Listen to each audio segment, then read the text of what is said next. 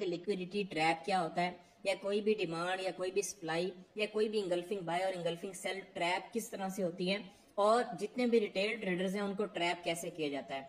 Second number पे मैं ये चीज शेयर करूंगा कि आप लंबी मूव कैसे पकड़ सकते हैं किसी भी एरिया में। आपको जब तक स्ट्रक्चर का पता नहीं होगा, जब तक आपको ट्रेंड का पता नहीं होगा, उस वक्त तक आप लंबी मूव नहीं पकड़ सकेंगे। अगर आप ऑपोजिट ट्रेंड में बैठते हैं तो यही है कि आपको 30-40 पे मैक्सिमम कोई भी ट्रेड, कोई भी अच्छे से अच्छा एरिया भी आपको यही रिवार्ड जो है वो दे सकता है। कल की जितनी भी मूव थी या मार्केट में पिछले पूरे 2 हफ्ते से जितनी भी मूव चलती आ रही हैं, जब से इसराइल और फलस्तीन की वार का जो है वो उसमें इश्यू शुरू हुआ, आपने देखा कि डॉलर वीक नहीं हो रहा, लेकिन उसके बावजूद गोल्ड जो है वो अपनी मैनिपुलेटिव मूव जितनी भी वो ले रहा है वो सारी की सारी मैनिपुलेशन वाली मूव है। उसकी वजह ये है कि मार्केट हमेशा मोमेंटम के अंदर काम करती है। मार्केट हमेशा अपने जो उसके इंपल्सिव मूव्स हैं वो डाउन फिर अप फिर डाउन फिर अप इस तरीके से बनाते हुए प्रॉपर मार्केट चल रही होती है। और कभी भी हमने ये चीज नहीं देखी कि मार्केट 500-600 पिप की 1 डे के अंदर मूव जो है वो दे दे, तो ये सीधी सीधी ये मूव है। लेकिन अगर मार्केट नॉर्मल चल रही होती है तो उस वक्त हमने इसमें से ट्रैप से कैसे अवॉइड करना है वो चीज मैं आप लोगों के साथ इस वीडियो के अंदर शेयर करूंगा। आप खुद भी इसको देखें और अपने फ्रेंड्स के साथ भी शेयर कर सकते हैं। पहली चीज तो ये कि आपने ये देखना है कि मार्केट आपका मोमेंटम के अंदर चलती आ रही। हमेशा याद रखिएगा कि ट्रेड हमेशा मोमेंटम के अंदर होती है। पिछले 2 वीक से हमको बहुत ज्यादा ट्रेड्स नहीं एग्जीक्यूट कर रहे, ना ही मैंने आप लोगों को बहुत ज्यादा सिग्नल दिए। उसकी वजह यह कि मार्केट में करेक्शन नहीं हो रही। बहुत सारे लोग मुझे कहते हैं कि अच्छा मार्केट जब सेल आ रही थी तो आप सेल की सिग्नल देते रहते, जब मार्केट ऊपर जा रही थी तो आप बाय की सिग्नल देते रहते। तो बात करने का मकसद ये कि हमेशा मोमेंटम के अंदर ट्रेड होती है। जब तक मार्केट किसी एरिया से उठती है और वो वापस अपनी उन होल्डिंग्स को रिलीज नहीं करती तो आप एक्सपेक्ट ही नहीं कर सकते कि मार्केट अब अगला कितना हाई लगाएगी और फिर उसके बाद मार्केट नीचे कितना आएगी, कभी भी एक्सपेक्ट नहीं कर सकते। और जब तक आप ये एक्सपेक्ट नहीं कर सकते उस वक्त तक वो ट्रेड चाहे आप जिस भी ट्रेंड में लगाएंगे आपकी वो ट्रेड मैनिपुलेट होगी, आपकी वो ट्रेड लिक्विडिटी ट्रैप का शिकार होगी। अब यहाँ पे आप देखेंगे मार्केट जो है फॉर एग्जांपल नीचे की तरफ आ रही थी, मार्केट ने अपने लोअर लो बनाए, या आप ये कह सकते हैं impulsive move down impulsive up, इस तरीके से मार्केट जो है बनाती आ रही थी। और इस पॉइंट पे आके मार्केट ने क्या किया, इस लास्ट लोअर लो पॉइंट पे आके मार्केट ने एक इंगल्फिंग बाय क्रिएट की। इंगल्फिंग बाय का मतलब सिंपल ये कि एक डिमांड वहां पे क्रिएट हुई है और बाय यहाँ पे जो है वो आया, और उस इंगल्फिंग बाय क्रिएट करने के बाद मार्केट ऊपर गई है। और ये जो लास्ट आपका लोअर हाई पॉइंट था या इंगल्फिंग सेल का पॉइंट था, मार्केट ने क्या किया, इसको ब्रेकआउट कर दिया। थोड़ी बहुत यहाँ से रिस्पेक्ट दी, 20 पिप 30 पिप 40 पिप, और उसके बाद मार्केट ने इसको ब्रेकआउट कर दिया। ब्रेकआउट करने के बाद मार्केट वापस आई और आप लोगों ने ये समझा कि ये है टेस्ट। आप लोगों ने ये चीज समझी कि जब भी किसी एरिया का ब्रेकआउट होता है तो वो जो रेजिस्टेंस का लेवल होता है वो आपकी सपोर्ट का काम करता है। और आप लोगों ने क्या किया, यहाँ पे जितनी भी इंगल्फिंग, क्योंकि मार्केट हमेशा याद रखें मार्केट करेक्शंस देती है, मार्केट रिट्रेसमेंट्स देती है, मार्केट अपने पैटर्न के साथ एबीसी बनाते हुए या 1 2 3 फॉर्मूला बहुत सारे लोगों का आइडिया होगा, इस तरीके से 1 2 3 वो बनाते हुए ऊपर की तरफ जा रही होती है या नीचे की तरफ आ रही होती है। तो यहाँ पे मार्केट ने अपनी जो है वो करेक्शन ली, करेक्शन लेने के बाद मार्केट ने अगेन यहाँ से अपनी इंगल्फिंग बाय बनाई। अब बहुत सारे लोगों ने ये समझा, अब आप में से बहुत सारे लोग हैं जिनको हम ये कह रहे होते हैं कि यार कोई भी डिमांड क्रिएट होती है, कोई भी सप्लाई क्रिएट होती है, engulfing by engulfing cell create होती है, तो आपने एक्सपेरिमेंट का वेट करना होता है। वो एक्सपेरिमेंट का वेट हम इसलिए करवाते हैं क्योंकि मार्केट अपने स्ट्रक्चर को फॉलो करे। मार्केट में जब एक एक्सपेरिमेंट होगा तो आप लोगों को स्ट्रक्चर की समझ आना शुरू हो। अब यहाँ पे इंगल्फिंग बाय बनी और मार्केट यहाँ से ऊपर की तरफ निकली। आप में से बहुत सारे लोगों ने समझा कि अच्छा यार ये अब हाई हाई तो बन गया, लेकिन आप में से बहुत सारे लोग ट्रैप का शिकार यहाँ पे होते हैं कि वो इस एरिया पे, ये जो स्ट्रक्चर का एरिया होता है, यहाँ पे जो इंगल्फ बनी होती है, इस इंगल्फ के अंदर वो अपनी ट्रेड को एग्जीक्यूट कर लेते हैं। और वो ट्रेड क्या करती है, मार्केट नीचे आती है, यहाँ से आपको 20 पिप 30 पिप यहाँ से आपको ट्रेड मिलती है, और उसके बाद मार्केट इस एरिया को जो है वो ब्रेक कर देती है। ब्रेक करने के बाद मार्केट अगेन जहां से आपकी लिक्विडिटी कन्वर्ट हुई थी वहां पे आ जाती है।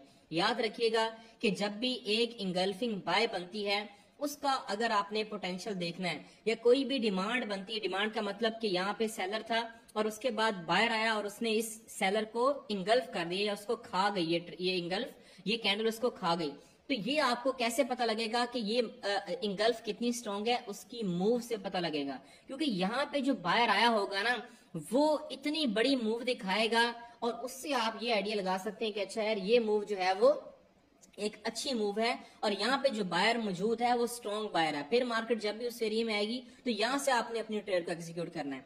अब यहाँ पे आप लोग क्या हुए, लिक्विडिटी ट्रैप का शिकार हो गए।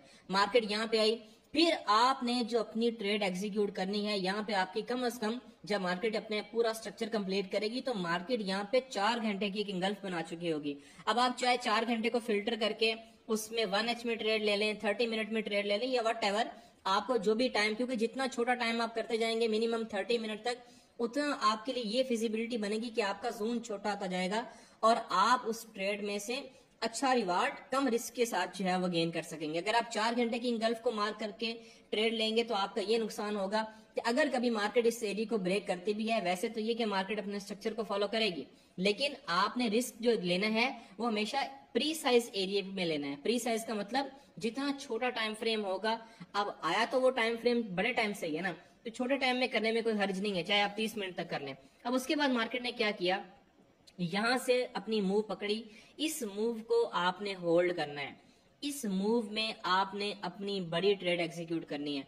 अब जब मार्केट इस एरिया में आई थी, यहाँ पे देखें ब्रेकआउट किया था, यहाँ पे मार्केट 4 घंटे की इंगल्फ नहीं बनाएगी, यहाँ पे मैक्सिमम आपके पास 15 मिनट का एरिया होगा या 1H का एरिया होगा, 4 घंटे की इंगल्फ नहीं होगी, क्योंकि ये जल्दी जल्दी ये जो ट्रैप होता है ना, ये सारा करेक्शन वाला, ये जल्दी जल्दी मार्केट कर रही होती है। यहाँ पे आपकी 15-20 कैंडल बनाती है, लोग समझते हैं मार्केट जो है वो नीचे आ रही है, वो ऊपर जाएगी, यहाँ से आधे सेलर और आधे बायर फंस जाते हैं और मार्केट सबको वॉश आउट करती है और फिर नीचे की तरफ आ जाती है।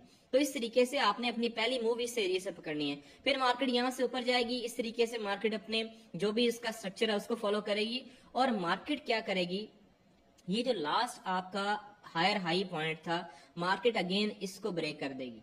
जब मार्केट आपकी इस एरिया को ब्रेक करेगी तो फिर ये आपका नया हाई कंफर्म हो जाएगा कि यहां से मार्केट ने आपका नया हायर हाई बना दिया हुआ है।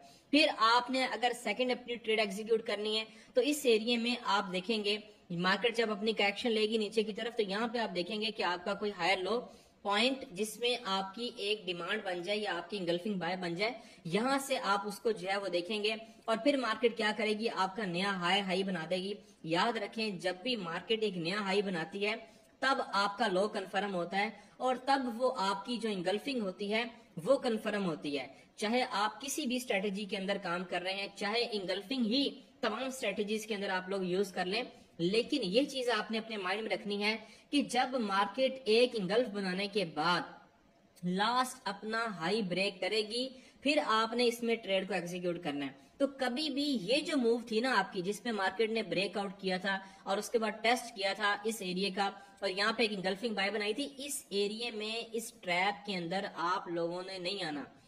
मैं बहुत सारे लोग मुझसे पूछते हैं, अभी भी कुछ दोस्तों के मुझे मैसेज आ रहे थे कल की जो गोल्ड की मूव थी उस हवाले से कि वो लॉसेज उन्होंने किए हैं। तो मैंने हमेशा उनसे पहले तो चीज ये कही है कि 30 पिप 40 पिप का एसएल, चाहे आपके 10 भी लग जाते हैं, वो 10 के 10 रिकवरेबल होते हैं, लेकिन अगर आप एसएल नहीं लगाते और इस तरीके से चलने देते हैं तो फिर मार्केट कभी भी आपका वो अकाउंट रिकवर करवा के नहीं दे सकती।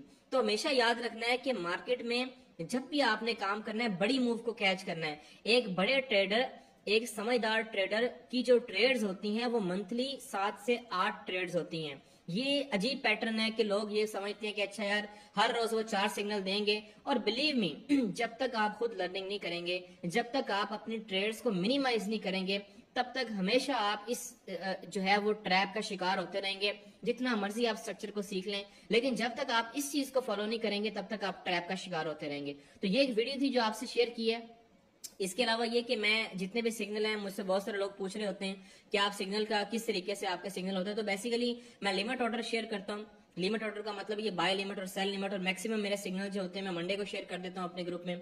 आप बायो के अंदर लिंक मौजूद है, आप खुद भी ज्वाइन कर सकते हैं, अपने दोस्तों के साथ भी शेयर कर सकते हैं। इसके अलावा हमारा प्रीमियम ग्रुप भी है जिसकी कोई फीस नहीं है। अगर उसको आप ज्वाइन करना चाहते हैं तो उसका सिंपल तरीका ये है कि आपको आईबी लिंक से जो भी अकाउंट है वो बनाना पड़ेगा। एडमिन मौजूद है ग्रुप के अंदर, उनको आप मैसेज करें, वो आपको लिंक प्रोवाइड करेंगे, आप अकाउंट बनाएं और उसमें हमारे साथ ट्रेड कर सकते हैं with more accuracy, with more confidence. Thank you so much, जज़ाकल्लाह।